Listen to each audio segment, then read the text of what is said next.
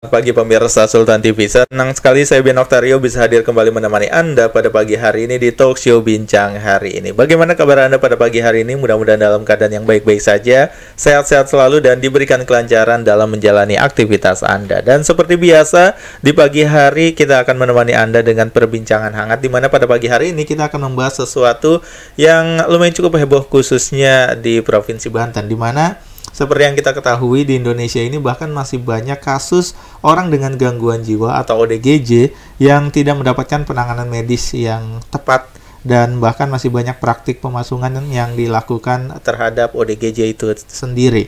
Dan terkini seorang perempuan dengan kondisi gangguan jiwa ini dipasung di tengah hutan di Kampung Negara Padang, Desa Kampung Baru, Kecamatan Petir, Kabupaten Serang oleh anaknya sendiri. Lalu sebenarnya seperti apa penanganan yang tepat untuk para ODGJ dan bagaimana kondisinya untuk di Banten sendiri? Kita akan berbincang-bincang pada pagi hari ini bersama dengan Mas Asril Marino selaku founder dari Detik Asa Foundation. Selamat pagi, Mas. Selamat pagi. Gimana kabarnya pada pagi hari ini? Alhamdulillah baik. Alhamdulillah. Terima kasih sudah meluangkan waktunya untuk datang ke studio Sultan TV. Baik. Oke, dan pada pagi hari ini kita akan berbincang-bincang mengenai ironi tindak pasung bagi ODGJ yang memang sekarang ini, bahkan bukan sekarang saja, tapi memang dari dahulu gitu ya, praktik ini masih tetap berjalan gitu. Dan mungkin sebelum kita membahas soal praktik pemasungan, kita ingin berkenalan dulu terlebih dahulu dengan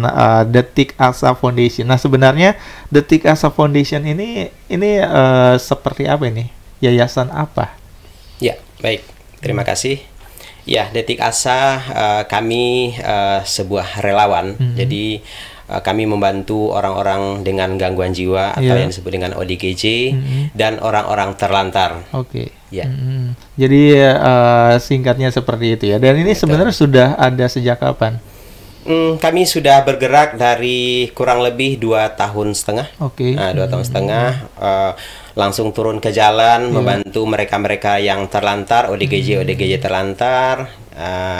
Seperti itulah gerakan kita sehari-hari. Sehari-hari ya. Iya. Dan sebenarnya ini awal ingin mencetuskan Yayasan Detik Asa Foundation ini dari peristiwa apa? Atau mungkin keresahan apa yang akhirnya membuat Mas Asril ini membuat sebuah yayasan yang peduli terhadap ODGJ dan orang-orang terlantar?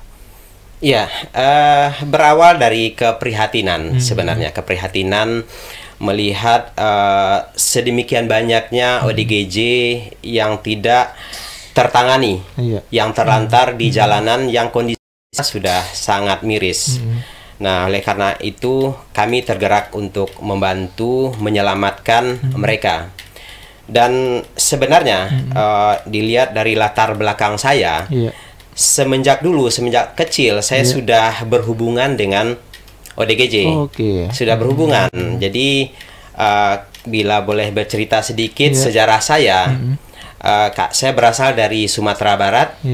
Bapak saya punya panti rehabilitasi membantu orang-orang dengan gangguan jiwa. Nah, semenjak kecil saya sudah terlatih memberikan makan, memandikan.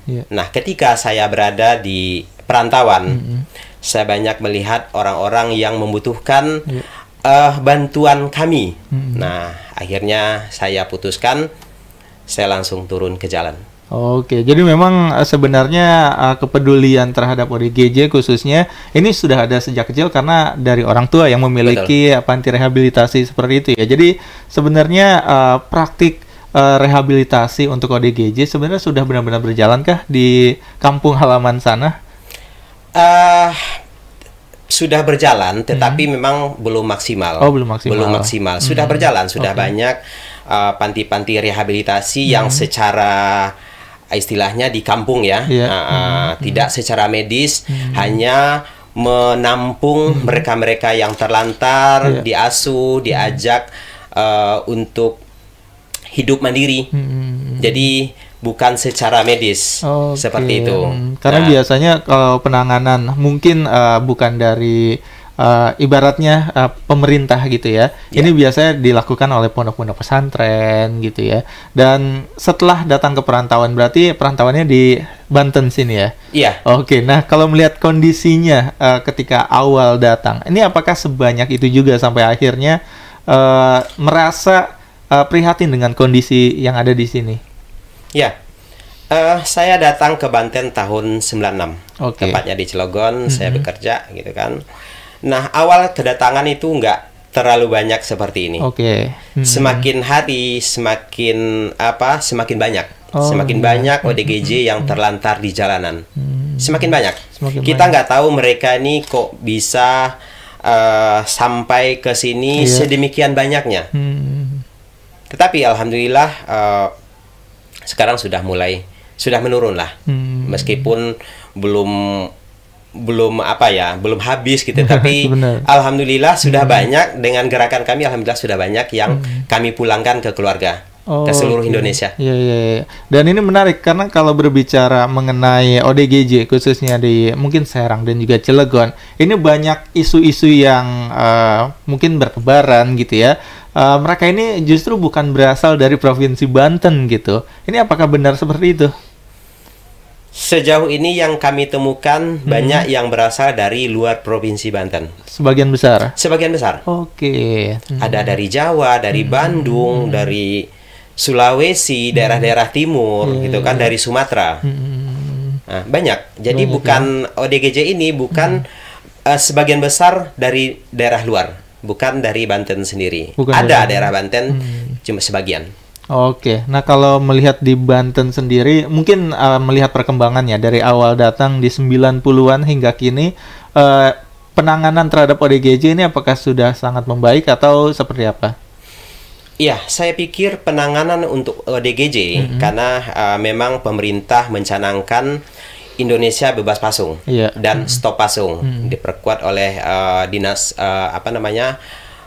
Kementerian Sosial Indonesia bebas pasung dan stop pasung. Dan di layanan untuk ODGJ sebenarnya sudah cukup memadai. Sudah cukup memadai karena di setiap puskesmas sudah disiapkan layanan kesehatan jiwa.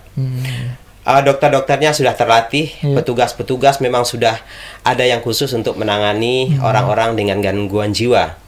Tetapi kendalanya mungkin latar belakang penduduk kita, mungkin yang pertama latar belakang pendidikan yang rendah. Mereka tidak bisa mengakses layanan kesehatan tersebut. Nah, akhirnya mereka mengambil jalan pintas. Dan mungkin ini banyak yang tidak tahu juga. Mungkin banyak yang menganggap juga kalau penanganan untuk ODGJ ini dianggap mahal gitu. Ini apakah benar seperti itu untuk praktik-praktiknya gitu ya? Sebenarnya seperti apa? Ya, kalau untuk layanan kesehatan jiwa di puskesmas, kami selalu setiap kami mendatangi ODGJ rumahan, kami selalu mengedukasi warga ataupun keluarga dari ODGJ tersebut agar mereka memanfaatkan layanan yang sudah disediakan oleh pemerintah, yaitu puskesmas, layanan yang tingkat rendah. Nah, di puskesmas tersebut itu semua layanan gratis. Semua gratis, tidak bayar. Jadi bagi masyarakat yang memiliki keluarga dengan gangguan jiwa, jangan ragu, jangan khawatir akan ditarik biaya. Semua layanan gratis, obatnya, dan bahkan jika si pasien, klien tidak bisa dibawa ke puskesmas, datangi pihak puskesmas, maka petugas akan datang berkunjung ke rumah.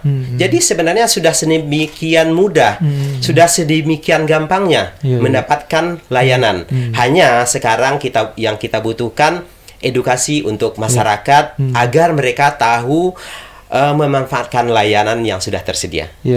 Karena memang mungkin literasi dan juga mungkin sosialisasinya ini masih belum benar-benar menyentuh kepada masyarakat yang bahkan sampai berpikiran kalau nggak tahu kemana harus membawa mungkin kerabat atau mungkin keluarganya yang mengalami gangguan jiwa gitu ya. Dan Mungkin sekarang apakah sosialisasinya, kalau Mas Asril menilai ini sudah masif atau belum? Kalau yang kami lakukan, sudah, kami sudah selalu mengedukasi masyarakat, selalu di setiap video-video kami, kami selalu mengedukasi, memberikan informasi bahwa layanan di puskesmas itu agar dimanfaatkan, gitu. Oke, dan mungkin kalau kita melihat praktiknya sendiri, balik lagi ke Serang itu, ini apakah masih banyak masyarakat yang ibaratnya sulit menerima gitu, keluarga atau kerabat yang mengalami gangguan jiwa sampai akhirnya mungkin banyak penelantaran? Ini apakah banyak juga di Banten? Saya temukan kasusnya cukup banyak, Mas. Cukup banyak. Banyak, gitu.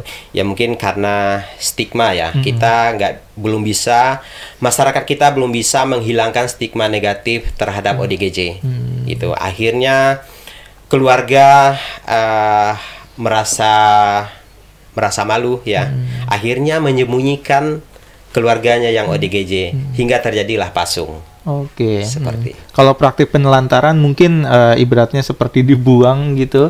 Ini apakah ada juga praktik seperti itu? Beberapa kasus kami temukan.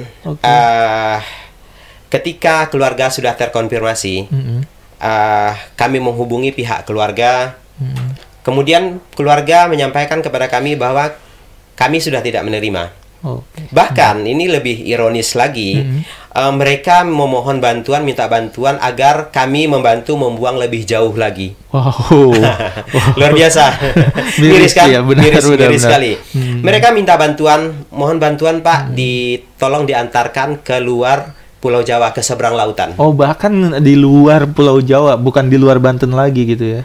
Iya, mohon diantarkan ke luar Banten. Jadi intinya mereka sudah tidak menerima, mereka takut keluarganya ini pulang. Jadi ibaratnya dibuang sejauh mungkin. Betul. Supaya kesempatan untuk pulangnya semakin kecil. Benar, gitu ya. Benar. Nah, itu kenapa kita tidak bisa menyalahkan keluarga 100% juga. Nah, tidak bisa menyalahkan 100% karena memang ODGJ ini meresahkan di kampungnya. Nah, itu kenapa? Karena kurangnya edukasi untuk keluarga, tidak memakai layanan kesehatan. Benar. Kalau mereka memakai layanan kesehatan, memanfaatkan, ya mungkin tidak akan terjadi ODGJ yang seperti itu. Ditelantarkan seperti itu ya. Dan mungkin kalau tadi ibaratnya tadi sempat diceritakan banyak juga gitu ODGJ yang ada di Banten. Ini asalnya justru lebih banyak dari luar Banten. Dan untuk penemuannya sendiri, adakah mungkin ODGJ yang ada di luar Banten akhirnya bisa ditemukan dan bisa kembalikan ke keluarganya yang ada di Banten? Warga di luar, maaf. Jadi ODGJ-nya ini mungkin ditemukan di luar Banten gitu dan akhirnya bisa dikembalikan di keluarganya yang ada di Banten. Untuk sejauh ini untuk ODGJ asli Banten, kami belum menemukan berada di daerah lain. Tapi bagi relawan-relawan yang lain, teman-teman kami yang sama-sama menangani ODGJ, itu ada. Ada yang berasal dari wilayah Banten dan mereka pulangkan ke Banten. Dan ini cukup menarik kalau berbicara mengenai ODGJ dan mungkin juga praktik pemasungan yang bahkan sampai sekarang ini masih dilakukan oleh beberapa masyarakat gitu ya, masyarakat yang ada di Provinsi Banten. Dan ini akan kita coba perbincangkan lagi mengenai pemasungan ini, dan kita masih akan berbincang-bincang pemirsa Sultan TV bersama Mas Asril Marino selaku founder Detik Asa Foundation. Dan untuk Anda yang mungkin mau bertanya-tanya, bisa langsung di kolom live chat live streaming kita di kanal YouTube Sultan TV, dan kita akan lanjutkan lagi perbincangan kita pada pagi hari ini. Jadi pastikan Anda tetap bersama kami di Talk Show Bincang hari ini.